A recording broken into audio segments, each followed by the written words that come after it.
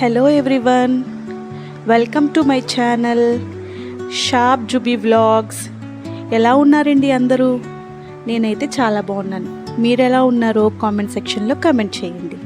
ఈరోజైతే మనం బీట్రూట్ పచ్చడి అయితే ప్రిపేర్ చేస్తున్నామండి. ఈ బీట్రూట్ పచ్చడికి ఏమేమి కావాలో ఐటమ్స్ అయితే చూద్దాం.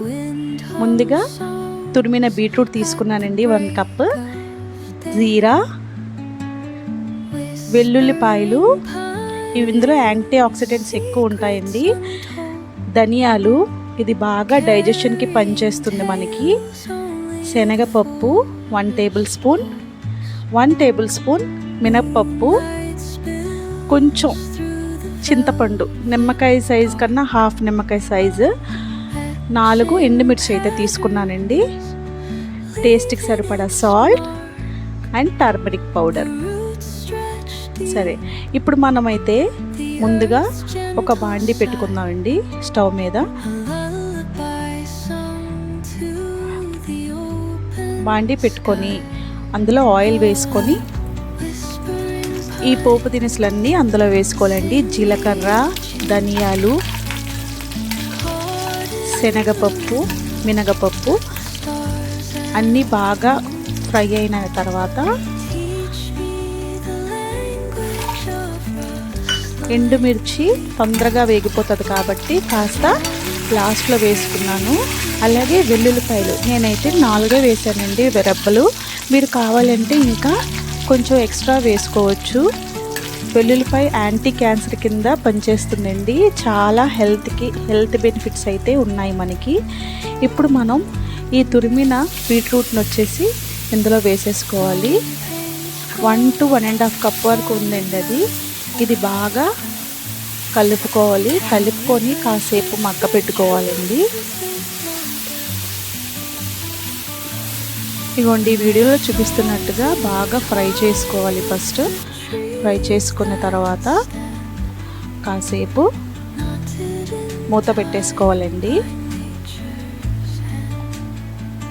ఈ బీట్రూట్ వల్ల చాలా హెల్త్ బెనిఫిట్స్ అయితే ఉంటాయండి.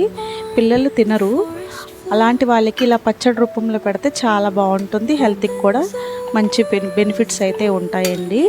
సరే, ఇందులో అయితే ఇప్పుడు కొద్దిగా సాల్ట్, కొద్దిగా పసుపు వేసుకొని బాగా ఫ్రై చేసుకోవాలండి.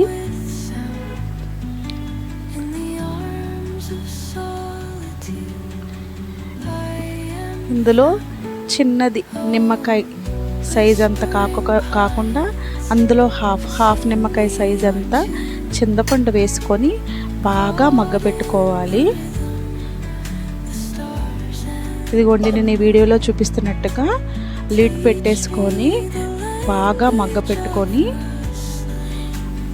ఇదిగోండి లిడ్ ఓపెన్ చేసి చూస్తే ఎలా ఉందో చూసారు కదా.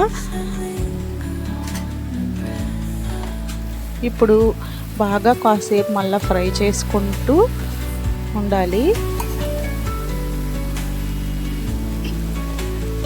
నా వీడియోస్ కనుక మీకు నచ్చినట్టయితే please like, share and subscribe.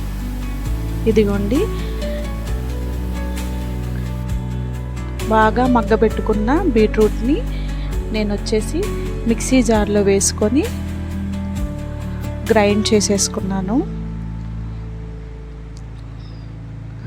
Grind చేసుకున్న మిశ్రమం ఇలా ఉందండి.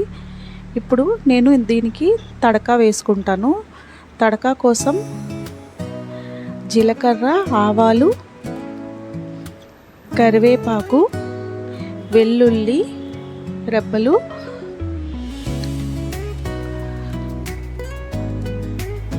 తీసుకున్నానండి.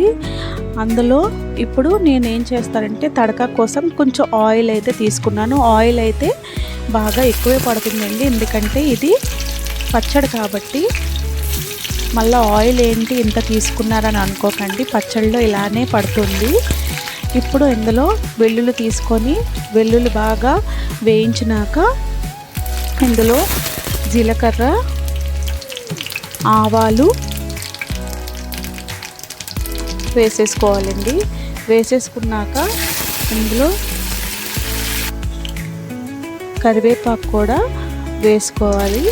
వేసుకున్నాక ఇందులో మనం ఈ బీట్రూట్ మిశ్రమాన్ని వేసుకొని బాగా కలుపుకొని కాసేపు ఆగిన తర్వాత స్టవ్ కట్టేసుకోవడమే. చూడండి ఈ వీడియోలో నేను ఎలా చూపిస్తున్నానో బాగా ఫ్రై అనేది చేసుకోవాలి. అంటే ఆయిల్ అండ్ బీట్రూట్ పచ్చడి బాగా మిక్స్ చేసినట్టు బాగా కలుపుకోవాలి. కలుపుకుంటే ఎంతో టేస్టీ అయిన బీట్రూట్ పచ్చడి అయితే మనకి రెడీ అయిపోతుందండి. కాకపోతే ఇక్కడ బీట్రూట్ ఏంటంటే బాగా కాసేపు మగ్గాలి. అందుకే నేను మళ్ళీ మూత పెట్టి బాగా మగ్గబెట్టానండి. ఇదిగోండి బాగా మగ్గినాక మన పచ్చడి అయితే ఇలా తయారైందండి. ఈ బీట్రూట్ పచ్చడిలో కాస్త వేడివేడి అన్నంలో నెయ్యి వేసుకొని కలుపుకొని తింటే చాలా టేస్ట్గా ఉంటుందండి. అట్లనే ఇది పిల్లలు రైస్లోకి పెట్టచ్చు, లేకపోతే దోశ, ఇడ్లీ దేంట్లోనైనా సర్వ్ చేసుకోవచ్చు. ఇదిగోండి నేను అయితే ఈ బీట్రూట్ పచ్చడి అయితే రైస్లో కలుపుకొని తింటున్నానండి. చాలా యమ్మీగా ఉంటుంది. అట్ ద సేమ్ టైం దీనివల్ల హెల్త్ బెనిఫిట్స్ కూడా మనకి ఎక్కువ ఉంటాయి. పిల్లలు తినలేని పిల్లలు, ఐరన్ తక్కువ ఉన్న పిల్లలు, బాగా ఐరన్ డెఫిషియన్సీ ఉన్న ఆడవాళ్ళలో కూడా ఐరన్ డెఫిషియన్సీ చాలా ఎక్కువ ఉంటుందండి. So I hope you like this video.